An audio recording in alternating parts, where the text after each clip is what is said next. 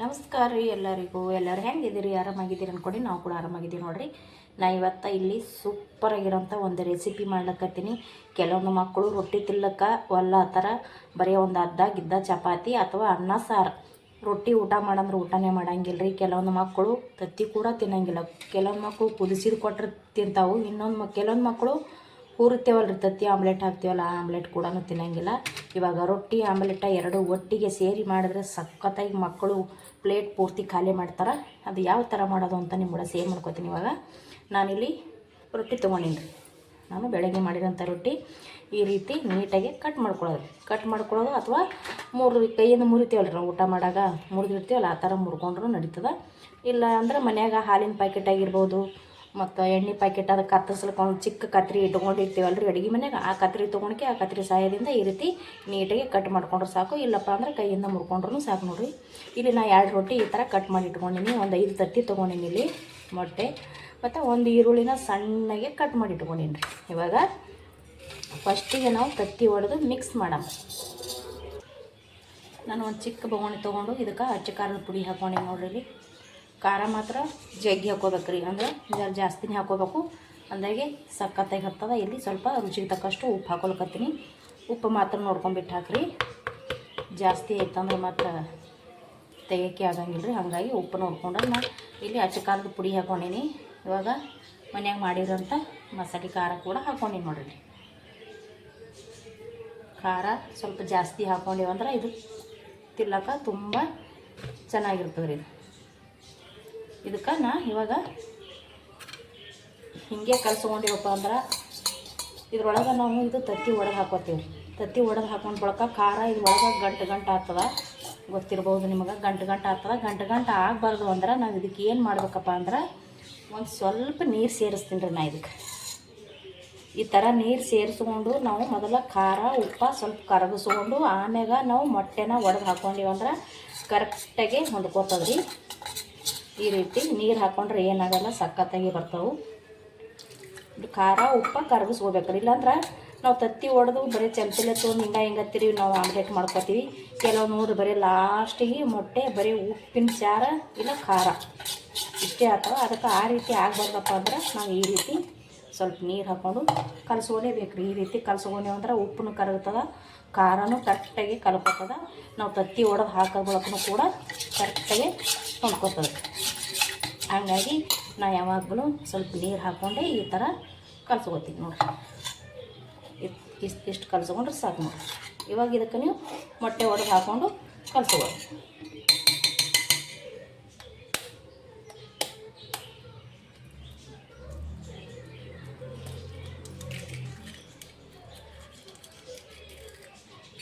ಈ ಥರ ಒಡೆದು ಹಾಕ್ಕೊಂಡು ಕಲಸ್ಕೊಂಡು ತಗೊಳ್ಳೋದು.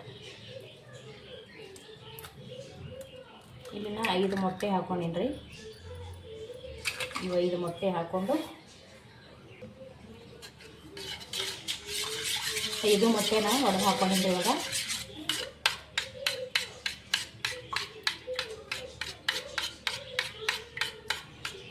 ನೋಡಿ ಈ ಥರ ಕಲಸ್ಕೊಂಡ್ರೆ ಖಾರ ನಮಗೆ ಗಂಟು ಸಿಗಂಗಿಲ್ಲ ರೀ. ನಾವು ಬರೀ ಖಾರ ಹಾಕ್ಕೊಂಡು ಹಾಗೆ ಮೊಟ್ಟೆ ಹಾಕ್ಕೊಂಡು ಈ ಥರ ಕಲಸ್ಕೊಂಡಿವಪ್ಪ ಅಂದ್ರೆ ಖಾರ ಅಲ್ಲಿ ಗಂಟು ಆಗ್ತದೆ ನೋಡಿರಿ. ನೀವು ಬೇಕಾದ್ರೆ ಹಂಗೆ ಗಂಟು ಆಗಬಾರ್ದಂದ್ರೆ ನಾವು ಒಂದು ಸ್ವಲ್ಪ ನೀರು ಉಪ್ಪು ಖಾರ ಸೇರಿಸ್ಕೊಂಡು ಸ್ವಲ್ಪ ನೀರು ಹಾಕ್ಕೊಂಡು ಚಮಚಲಿಂತ ಕಲಸಿ ಆಮ್ಯಾಗ ಮೊಟ್ಟೆ ಸೇರಿಸಿ ನೋಡ್ರಿ. ನೀವು ಕರೆಕ್ಟಾಗಿ ಎಲ್ಲಿ ಗಂಟು ಇರ್ಲಾರ್ದಂಗೆ ನಮ್ಗೆ ಈ ಥರ ಮೊಟ್ಟೆ ಕಲಸ್ಕೋತೀವಿ ನೋಡಿರಿ ಕರೆಕ್ಟಾಗಿ. ನೀವು ಒಂದು ಸಲ ಟ್ರೈ ಮಾಡಿ ನೋಡಿರಿ. ಆದ್ರೆ ಇದನ್ನು ನಾ ಯಾವಾಗಲೂ ಮತ್ತು ಆಮ್ಲೆಟ್ ಮಾಡ್ಬೇಕಾದ್ರೆ ಇದೇ ಥರ ಮಾಡ್ಕೊತೀನಿ ರೀ. ಇವಾಗ ನಮಗೆ ಗಂಟು ಸಿಗೋಂಗಿಲ್ಲ.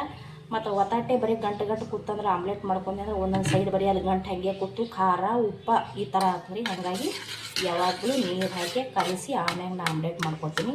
ನಾನಿಲ್ಲಿ 5 ಮೊಟ್ಟೆ ಒಡೆದು ಹಾಕ್ಕೊಂಡಿನಿ ರೀ. ಇದಕ್ಕೆ ಒಂದು ಸ್ವಲ್ಪ ಕೊತ್ತಂಬರಿ ಸೊಪ್ಪು ಹಾಕ್ಕೊತೀನಿ. ಒಂದಿಷ್ಟು ಕೊತ್ತಂಬರಿ ಸೊಪ್ಪನ್ನ ಸೇರಿಸ್ಕೊಳ್ಕೊತೀನಿ ನೋಡಿ. ಅದಕ್ಕೆ ಕೊತ್ತಂಬರಿ ಸೊಪ್ಪು ಸೇರಿಸ್ಕೊಂಡು ಒಂದು ಸ್ವಲ್ಪ ಎಲ್ಲ ಕಡೆ ಹೊಂದಾಗ ತಿರುಗಿ ತೊಗೊಳಮ್ರಿ. ಇವಾಗ ಆಯ್ತು. ಇವಾಗ ಆಮ್ಲೆಟ ರೆಡಿ ಮಾಡ್ಕೊಳಮ್ರಿ. ನಾನು ಗ್ಯಾಸ್ ಹಚ್ಕೊಂಡು ಇಲ್ಲಿ ದೋಸೆ ತವ ಇಟ್ಕೊಂಡಿನಿ ರೀ. ಇವಾಗ ಕಲಸಿಟ್ಟಿರೋಂಥ ಮೊಟ್ಟೆ ಹಾಕ್ಲಕತ್ತೀನಿ ನೋಡಿರಿ. ಈ ಥರ ಗ್ಯಾಸ್ ಮಾತ್ರ ಸಣ್ಣ ಇಟ್ಟು ಹಾಕ್ಕೋಬೇಕ್ರಿ. ಇದು ಈ ಥರ ಹಾಕ್ಕೊಂಡು ಕಟ್ ಮಾಡಿ ಇಟ್ಕೊಂಡಿವಲ್ರಿ, ಇದು ಈರುಳ್ಳಿನ ಈ ಥರ ಹಾಕೊಂಡ್ಬಿಡೋದು. ಜಾಸ್ತಿ ಬೇಕಂದ್ರೆ ಜಾಸ್ತಿ ಹಾಕ್ಕೊಳ್ಳೋದ್ರಿ, ಸ್ವಲ್ಪ ಬೇಕಂದ್ರೆ ಸ್ವಲ್ಪ ಹಾಕ್ಕೊಳ್ಳೋದ್ರಿ. ಇವಾಗ ನಾವು ರೊಟ್ಟಿ ಕಟ್ ಮಾಡಿ ಇಟ್ಟಿದ್ದೀನಲ್ರಿ ಆ ರೊಟ್ಟಿ ಹಾಕ್ಲಕತ್ತೀನಿ ನೋಡಿದ್ರೆ. ಸಿಂಪಲಾಗಿ ಮಾಡ್ಕೊಬೋದ್ರಿ, ಈಸಿಯಾಗಿ ಬರ್ತದೆ. ಮಕ್ಕಳಂತೂ ತುಂಬ ಇಷ್ಟಪಟ್ಟು ತಿಂತಾರೆ ನೋಡಿರಿ. ಈ ಥರ ಹಾಕ್ಕೊಂಬಿಟ್ರೆ ಸಾಕು ನೋಡಿರಿ. ಇವಾಗ ಇದಕ್ಕೆ ಮ್ಯಾಲ ಒಂಚೂರು ಮೊಟ್ಟೆ ಹಾಕೊಂಬ ಕಲಸಿಟ್ಟಿದ್ದು ಹಾಕೊಂಡ್ರಿ. ಯಾಕಂದ್ರೆ ಇದು ಒಂದು ಸ್ವಲ್ಪ ಕವರ್ ಆಗಲಿ ಅಂತೇಳಿ ಹಾಕಿದ್ರಿ. ಮ್ಯಾಲೆ ಹಾಕ್ಲಿಲ್ಲ ಅಂದರೂ ನಡೀತಾರೆ, ಯಾಕಂದ್ರೆ ಅಂಟ್ಕೊಂತಾವೆ. ಮೊದಲೆಲ್ಲ ನಾವು ಹಾಕಿವಲ್ಲ, ಹಾಗಾಗಿ ಅಂಟ್ಕೋತಾವೆ, ಹಾಕ್ಲೇಬೇಕತ್ತೇನಿಲ್ಲ. ಸೊ ಮುಂದೊಂದು ಚೂರು ಹತ್ತು ಹಾಕೋದ್ರಿ ಮ್ಯಾಲೆ ಥರ ಹಾಕ್ಕೊಂಡು ಸಕ್ಕತ್ತಾಗಿ ಬರ್ತಾವೆ ರೀ. ಬೇಕಿದ್ರೆ ಇದ್ರ ಮ್ಯಾಗೂ ಕೂಡ ನೀವು ಸ್ವಲ್ಪ ಈರುಳ್ಳಿನ ಹಾಕ್ಕೋಬೋದು ಈ ರೀತಿ. ಇವಾಗ ಇದು ಒಂದು ಸ್ವಲ್ಪ ಇವಾಗ ಗ್ಯಾಸ್ ಸಣ್ಣ ಇಟ್ಟಿದ್ದೇವೆ, ಒಂದು ಸ್ವಲ್ಪ ಗ್ಯಾಸ್ ಹಚ್ಚೋಗಿಡ್ಬೇಕು. ಇವಾಗ ಇಟ್ಟು ಒಂದು ಸ್ವಲ್ಪ ಈ ಥರ ಎಲ್ಲ ಕಡೆಗೆ ಕರೆಕ್ಟಾಗಿ ಬೇಯಾಗ ಒಂಚೂರು ಈ ಥರ ಮಾಡ್ಕೊಳ್ಳೋದು. ಅಂದರೆ ಎಲ್ಲ ಕಡೆಗೆ ಕರೆಕ್ಟಾಗಿ ಬೇಯ್ತದ್ರಿ ಅದು.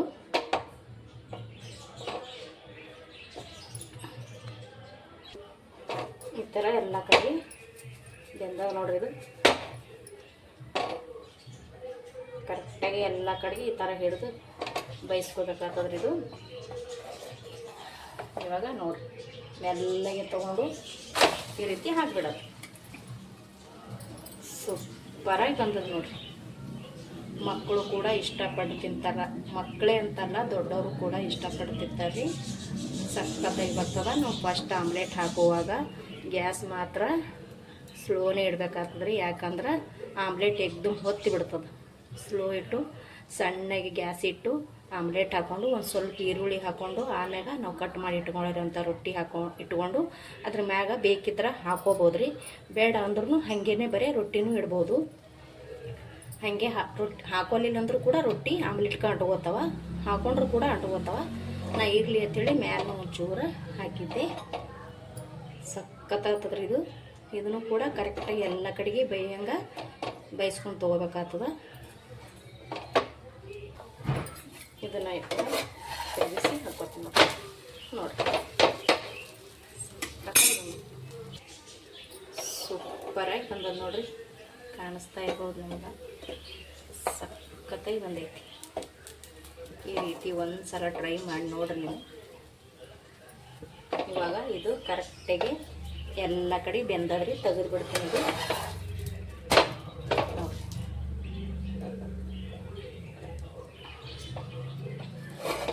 ಇದು ಇವಾಗ ಒಂದು ಪ್ಲೇಟಿಗೆ ಒಯ್ದು ಹಾಕಿಬಿಡ್ತೀನಿ. ಇಲ್ಲಿ ಇನ್ನೊಂದು ಸ್ವಲ್ಪ ಉಳಿದೈತಿ, ಅದು ಕೂಡ ಹಾಕೋತೀನಿ ಈಗ.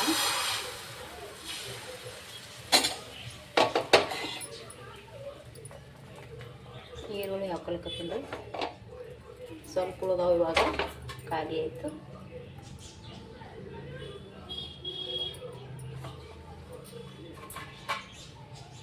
ಈ ರೀತಿ ಹಾಕೊಂಡ್ಬಿಟ್ರೆ ಆಯ್ತು ನೋಡ್ರಿ.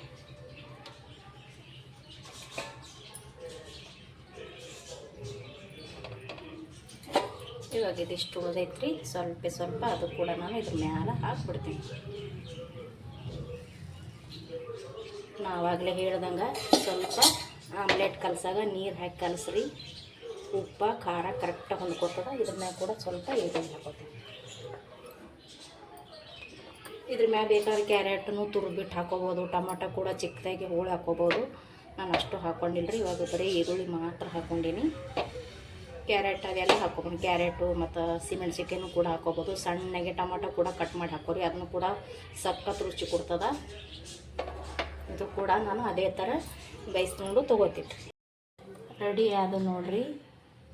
ಎಗ್ ರೊಟ್ಟಿ ಆಮ್ಲೆಟ್ ರೆಡಿ ಐತೆ ನೋಡಿರಿ. ಸೂಪರಾಗಿ ಬಂದವ. ನಾ 5 ಮೊಟ್ಟೆ ತೊಗೊಂಡಿನಿ, 2 ರೊಟ್ಟಿ ಕಟ್ ಮಾಡಿ ಇಟ್ಕೊಂಡಿನಿ. ಇಲ್ಲಿ ನನಗೆ 3 ಎಗ್ ರೊಟ್ಟಿ ಆಮ್ಲೆಟ್ 3 ಆಗ್ಯಾವ ನೋಡಿರಿ. ಇಲ್ಲೊಂದು ಐತಿ ಮತ್ತು ಇಲ್ಲೊಂದು ಐತಿ, ಇಲ್ಲೊಂದೈತಿ. ಇದು ಒಂದೇ ತಿಂದ್ರೆ ಸಾಕ್ರಿ, ಫುಲ್ಲು ಹೊಟ್ಟೆ ತುಂಬ ಹೋಗ್ತದ. ಅಷ್ಟು ಸಖತ್ತಾಗಿ ಬಂದಾವ ಇವು. ಸೂಪರಾಗ್ಯಾವ ನೋಡ್ರಿ. ಇದು ಒಂದು ನಾನು ನಿಮಗೆ ಕಟ್ಟು ಕೂಡ ಮಾಡಿ ತೋರಿಸ್ತೀನಿ. ನಾನಿದು ಒಂದು ಇದೇ ಚಮಚಲಿಂದ ಕಟ್ಟನ್ನು ಮಾಡಿ ತೋರಿಸ್ತೀನಿ ನೋಡಿರಿ.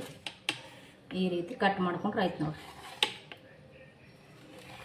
ಚಾಕು ಇತ್ತಂದ್ರೆ ಚಾಕುಲಿಂದ ಕಟ್ ಮಾಡ್ಕೊರಿ. ನೋಡಿರಿ ಈ ಥರ ಮಕ್ಳ ಕೈಯಾಗ ಕೊಟ್ರೆ ಎಷ್ಟು ಇಷ್ಟಪಟ್ಟು ತಿಂತಾರೆ. ಮಕ್ಕಳೇ ಅಂತಲ್ರಿ, ಎಲ್ಲರೂ ತಿನ್ಬೋದು, ದೊಡ್ಡವರು ಕೂಡ ತಿನ್ಬೋದು. ಇದು ಒಂದು ತಿಂದ್ರೆ ಫುಲ್ ಹೊಟ್ಟಿನೇ ತುಂಬೋತದೆ ನೋಡಿರಿ. ನೋಡಿರಿ ಯಾವ ಥರ ಆಗ್ಯಾವ ಅಂತ. ಸಖತ್ತಾಗಿ ಬಂದದ್ರಿ. ಟೇಸ್ಟ್ ಕೂಡ ಹಾಗೆ ಸಖತ್ತಾಗಿ ಐತಿ ನೋಡಿರಿ. ಹೆಂಗೆ ಬಂದದಂತ ಹೇಳ್ರಿ. ನಾವು ಮಾಡಿರೋವಂಥ ಎಗ್ ರೊಟ್ಟಿ ಆಮ್ಲೆಟ್ ನಿಮ್ಗೆ ಇಷ್ಟ ಆಗಿತ್ತು ಅಂದ್ರೆ ಪ್ಲೀಸ್ ಒಂದು ಲೈಕ್ ಮಾಡಿರಿ, ಶೇರ್ ಮಾಡಿರಿ, ಸಬ್ಸ್ಕ್ರೈಬ್ ಮಾಡ್ಕೊರಿ. ವಿಡಿಯೋ ನೋಡಿ ಸಪೋರ್ಟ್ ಮಾಡಿರಿ. ನಮಸ್ಕಾರ ರೀ. Thank you.